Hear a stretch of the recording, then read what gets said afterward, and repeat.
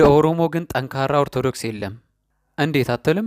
በዚህ ጋር ጴንጤው እንዴት የአማራን ሃይማኖት ትከተላለህ ብሎ ያስጨንቀዋል። በዛ ጋር ደግሞ ሙስሊሙ እንዴት ኦሮሞ ሆነህ ክርስቲያን ትሆናለህ ይለዋል። ዋቄ ፈታው ደግሞ እንዴት አንተ የአባ ገዳ ልጅ ሆነ ከሌላ ሀገር የመጣውን ሃይማኖት ትከተላለህ ብሎ ያስጨንቀዋል። በሌላ በኩል ደግሞ ቃሉና ጠንቋዩ እንዴት ለእኔ ሳትገብር ከሌላ ክልል ለመጣ ሃይማኖት ትገዛለህ ብሎ ያስጨንቀዋል። በዚህ ሁሉ መሃል ግን በሚሊዮን የሚቆጠር ኦሮሞ እስካሁን ድረስ በክርስቶስ ላይ ያለውን እምነት ሳይቀይር ቅድስት ንጽሕትና ቀጥተኛ በሆነችው ሃይማኖት እየተዳደረ ይገኛል።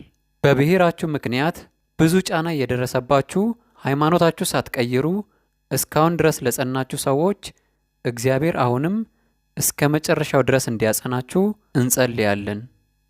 ፈጣሪ ይባርካችሁ።